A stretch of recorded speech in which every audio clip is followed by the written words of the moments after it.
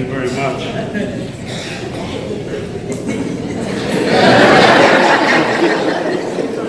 Captain Robinson, other members of the distinguished panel of God's teachers, to this wonderful family, to my good friend David Thompson, my good friend President Bridgewater, and all who've been able to serve in the special halls of our Parliament. I pay tribute and honor today to the man who God chose to call home on a weekend when the images and the recollections of majority rule and the 1958 general strike refreshed our minds of what was arguably two of the more significant moments in our nation's history. The news of his death also coincided with the observance of the Martin Luther King holiday, the iconic global civil rights leader who was a drum major for peace, liberty, and equality. Those historic events and Dr. King would be pivotal in the life of Tony Hepburn and members of his generation. They would define and author the chapters of their lives. It provides an insight as to why Tony Hepburn committed his life to service, not to be served, but to serve. He was of a generation where freedom, liberty, and equality came from the voices of a people in a colony who, like Dr. Martin Luther King, had a dream. They had no material wealth, but they had courage, conviction, and an unbending determination. It was a generation where men were men, and where men and women worked toward a common cause. A generation where the dreams ignited a collective movement from the salt ponds of Ragged Island to the fishing grounds of West End. When Tony Hepburn bequeathed with gifts from God, brilliant and talented, could imagine becoming a trailblazer in communications, linking our islands and our people that would ultimately open the doors for what we see today, the digital revolution of the 21st century.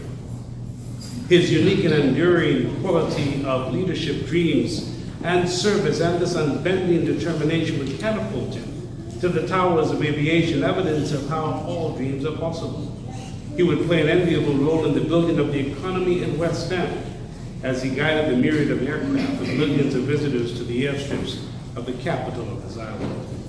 When he adorned the uniform of the Royal Bahamas Police Force as reservists, he would take his serious demeanor to the front line of an ongoing war and fight for law and social order. Never did he wear the uniform more proudly than on that day of July 9, 1973, when he hosted the new flag of an independent Bahamas. It was the pride of a warrior of the revolution, who stood unashamedly with his progressive liberal party in every battle. He and Ad Coleman were the masters of Polling Division number 3. Henry Bowen, Moses Hall, Simeon Brown, Warren Lavarity, and myself. All of us owe him so much, our community and our country, because all of us have benefited from his work in the trenches for the noble cause. When he took my hand in 2002 and put his wisdom, knowledge, and he funded my campaign, fully behind me, he told me that it was my father who stood with him when he moved to Grand Bahama. It enhanced my admiration of a man not afraid to express gratitude, not afraid to express love. A love that was ever so real in all that he did. But nothing could and would ever exceed the love he has for Stella May. A love that lasted more than half a century. He was loyal and committed to her. She was the only one. In fact, it was true love.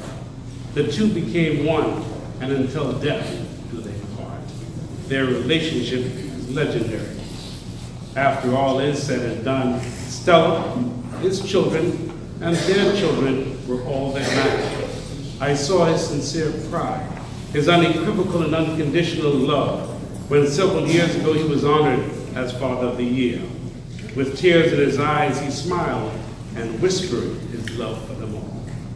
Tony Hepburn was a leader among men, a man of courage, patriotism, and loyalty. He lived a life that was distinguished by the service and love to God, love and service to family, and love and service to country. His elevation to this high plateau was not for his personal biography, but to serve as an inspiration for generations yet unborn. In the words of Lyndon Henley, quote, "A Bahamian poet once wrote, 'With these hands we build monuments to a world of futures, for a better tomorrow and a greater people.'" Yes, we had a dream. We had a dream that one day our nation would have its own heroes. Thank God that dream has come true. End quote. Tony Hepburn fought for freedom. Tony Hepburn fought for liberation. Tony Hepburn fought for equality. Tony Hepburn fought for progress. He was a hero. On behalf of the leader of the Progressive Liberal Party, Philip Brave Davis, the former leader Perry Gladstone Christie, the national chairman Fred Mitchell, and all officers of the Progressive Liberal Party and all members of our party throughout this Commonwealth, may his life never be forgotten. May his soul rest in peace.